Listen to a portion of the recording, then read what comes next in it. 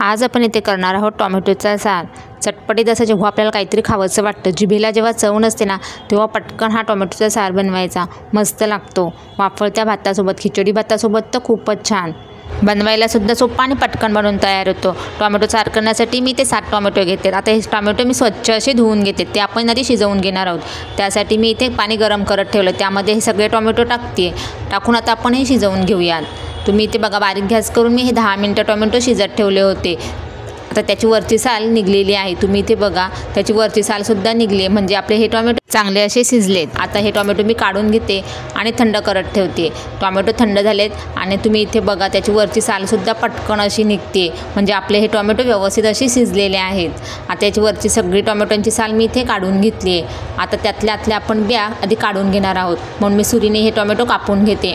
आता टोमॅटो आपण कापून घेऊन त्यातल्या आतल्या बिया काढून घेऊया। इथे बघा, अशा पद्धतीने टोमॅटोच्या आतल्या बिया मी इथे काढून घेतल्यात। अशाच पद्धतीने सगळ्या टोमॅटोच्या बिया आता मी इथे काढून घेते। सगळ्या टोमॅटोच्या बिया इथे मी आता काढून घेतल्यात। आता आपण त्या मिक्सरमध्ये टाकून बारीक करून घेऊया। इथे मी सगळे टोमॅटो मिक्सरमध्ये टाकून त्याची प्युरी करून घेते। इथे मी तेल गरम करत ठेवले। तेल गरम झाल्याच्या नंतर त्यामध्ये 1 छोटा चमचा मोहरी आणि 1 छोटा चमचा जिरा। इथे बघा, जिरा मोहरी चांगली तडतडल्यानंतर 4 ते 5 लसूण आणि आलं मी इथे ठेचून टाकले। आलं लसूण आपल्याला इथे ठेचून टाकायचे। आणि इथे मी 1 मिरची बारीक करून टाकली आणि कढीपत्ता मी इथे तोडून टाकलाय। आता या तेलामध्ये आपण चांगलं परतून घ्यायचे।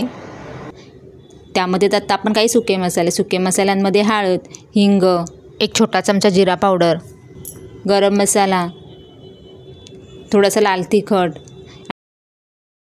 काळी मिरी पूड, सगळे मसाले तेलामध्ये चांगले परतून घ्यायचे।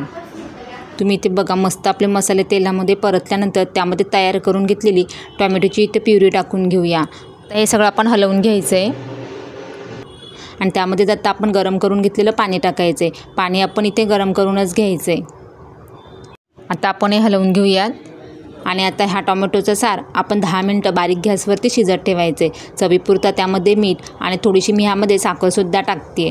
आता हे सगळं व्यवस्थित असं मिक्स करूयात। तुम्ही इथे बघू शकता, मस्त असं आपला टोमॅटोचा सार झालेला आहे। भरपूर अशी वरतून कोथिंबीर टाकायची, व्यवस्थित असं मिक्स करायचं। हा टोमॅटोचा सार झटपट बनवून तयार होतो, चवीलासुद्धा खूप छान लागतं। गरमागरम खिचडी भातासोबत तर खूपच मस्त। रेसिपी आवडली असेल तर लाईक करा, शेअर करा, सबस्क्राईब